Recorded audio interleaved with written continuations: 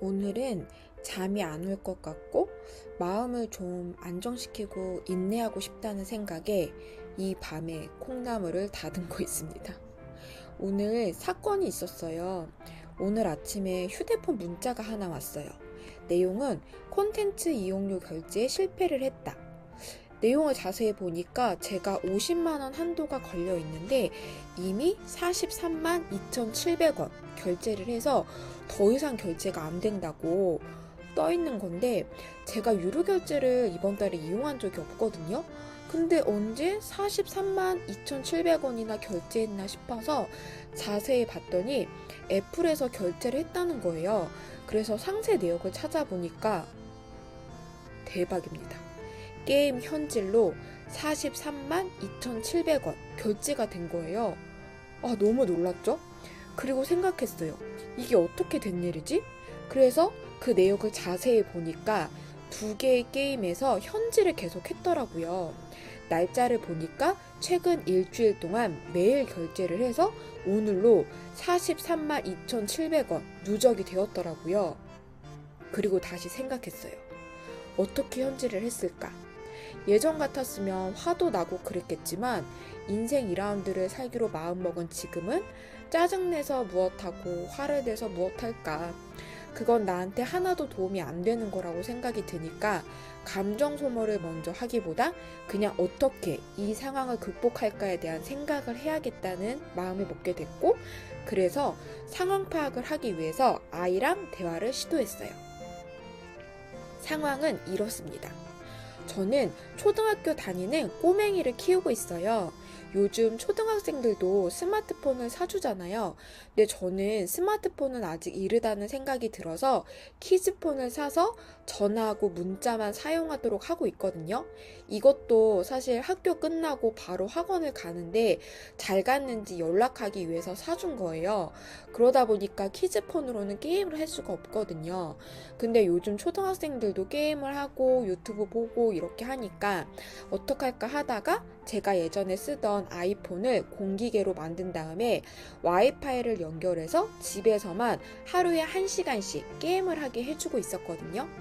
그런데 게임 설치할 때는 제가 애플 로그인을 해서 설치하고 로그아웃을 항상 했는데 일주일 전에 게임을 새로 설치해달라고 하는 거예요. 그래서 이제 로그인을 해줬는데 제가 깜빡하고 로그아웃을 안 했죠. 근데 아이는 그 이후로 새로 설치된 게임을 하다가 아이템 구매샵에 가서 아이템 구매 버튼을 눌렀어요. 근데 결제가 되니까 그냥 계속 구매를 한 거예요.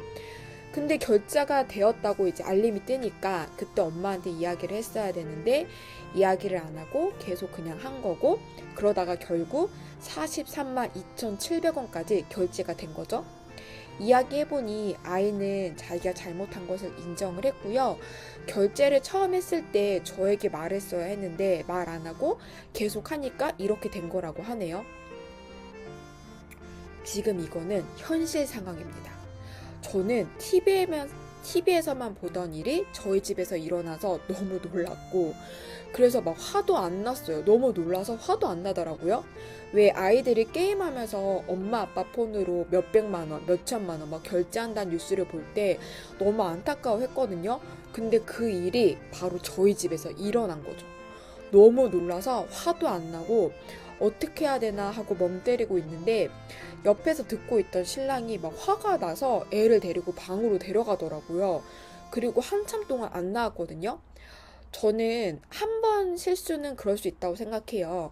그런데 두 번은 이런 실수를 하면 안 된다는 생각이 들어서 인터넷으로 막 검색도 해보고 유튜브도 막 찾아보면서 어떻게 아이랑 이 상황을 극복해야 될까 막 알아봤죠. 그리고 아빠랑 이야기를 하고 나온 아이가 울면서 자기 방으로 들어간 거예요. 그래서 이제 내가 아이랑 얘기를 좀 해봐야겠다. 근데 혼내야겠다는 생각도 들었고, 지혜롭게 이야기해서 다시는 이런 상황을 만들고 싶지 않다는 생각도 들었지만 여러 가지 생각이 막 복합적으로 들어서 제 머릿속이 너무 복잡했어요.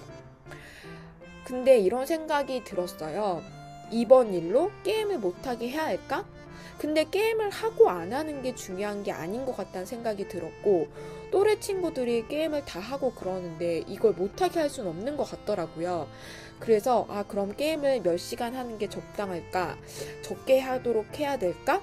이런 게 또 고민이 됐지만 또 생각해보면 게임을 몇 시간 하는 게 중요한 게 아니고 자기 일을 다 하고 게임을 해야 되는데 그거를 엄마랑 약속한 현질 없이 게임을 하는 거가 중요하다는 생각이 들었죠. 저는 육아를 글로 배워서 육아 관련 책을 진짜 꾸준히 많이 보고 그거에 많이 의지하는 편인데 책에서 본 대로 아이와 함께 육아하고 교육시키고 있거든요. 근데 제가 어느 책에서 본 내용대로 하고 있는데 그 책에서 이런 말을 하더라고요. 아이에게는 습관의 힘을 만들어주기 위한 3가지 중요한 점이 있대요. 첫째는 자기 관리를 자기가 스스로 하도록 해야 한대요.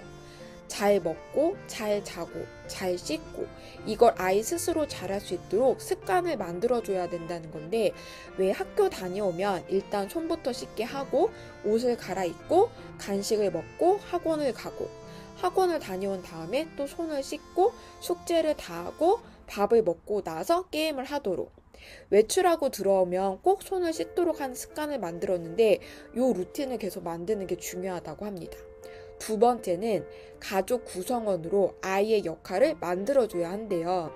가족 구성원으로서 집안에서 아이가 할 수 있는 일을 줘서 아이에게도 역할을 줘야 한다고 하는데 요즘 아이들은 사실 부족한 거 없이 잘하잖아요. 그러다 보니까 엄마 아빠들이 다 해줘서 아이들이 손 하나 까딱 안 하고 엄마 아빠에게 다 부탁하는데 그러면 안 되고 아이가 집에서 할 수 있는 역할을 줘야 된대요.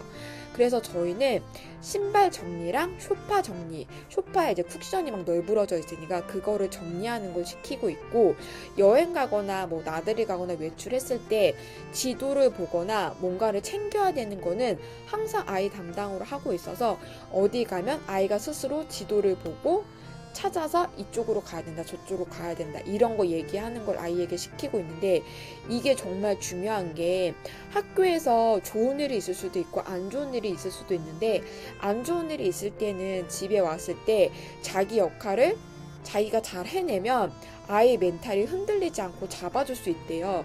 왜 한쪽이 안 되면 안 되더라도 한쪽이 잘 되면 그걸로 다시 안정을 찾고 다시 자기 일을 할 수 있는 일어날 수 있는 그런 힘이 생기잖아요. 사실 이건 어른도 마찬가지인 것 같은 게 왜 회사에서 스트레스 받거나 일이 막 안 풀려서 집에 오면 우울하잖아요. 근데 집에 왔을 때 그 우울함을 계속 유지하기보다는 뭐 밥도 하고 설거지도 하고 청소도 하고 빨래도 하면서 내가 해야 되는 일을 막 해냈을 때 그 성취감이 다시 나를 일으키게 되고 나는 쓰임 있는 사람이다. 이런 걸 깨닫게 되면 다시 힘을 내서 다시 내 일을 살 수 있는 용기가 생기는 것처럼 아이에게도 그렇게 할 수 있도록 집안에서 아이가 할 수 있는 역할을 만들어주는 게 중요하다고 합니다. 셋째는 공부를 열심히 하도록 해야 하는 건데 학생의 역할은 공부하는 거니까 학생이 할 수 있는 공부를 하도록 해야 한다는 거죠.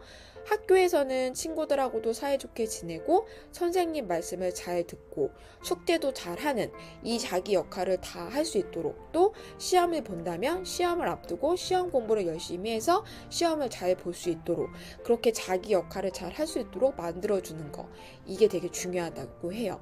그래서 결국은 잘 씻고 밥을 잘 먹고 숙제를 하고 나서 게임을 해야 한다는 건데 이 습관을 만들기까지 정말 힘든 시간이 많았지만 그래도 열심히 해서 지금 좀 잘 지켜지고 있는데 현질은 또 다른 숙제라는 생각이 들어서 이번 일로 아이랑 이야기를 깊게 나누면서 뭘 잘못한지 아이가 깨닫도록 하는 거 그리고 잘못했으니까 벌을 받아야 된다는 거를 아이가 인지하도록 하는 거 그리고 앞으로 어떻게 할지에 대해서 이야기 나눠서 정리하는 이것을 잘해야겠다는 생각이 들었고 이렇게 얘기를 나누고 나니 뭔가 감정 소모가 심했는지 아이가 자겠다면서 잠이 들었거든요.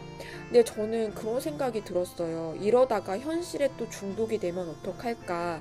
경제 개념이 아직 없어서 이렇게 한 것 같은데 이걸 어떻게 제가 잘 잡아줘야 할까. 이번 일로 아이가 앞으로 게임을 못하게 하는 극단적인 상황과 마주하도록 하는 것보다는 잘못을 인지하고 해결책을 같이 찾아야겠다는 생각이 들었고, 살면서 앞으로 이런 비슷한 상황들이 생길 텐데, 이럴 때마다 잘 극복할 수 있도록 제가 좀 더 성숙한 어른이 돼서 같이 해결책을 찾아야겠다. 그리고 이 실수를 잘 기억해서 앞으로 같은 실수는 두 번 다시 하지 않도록 하는 거. 그게 더 중요하다는 생각이 들었고요.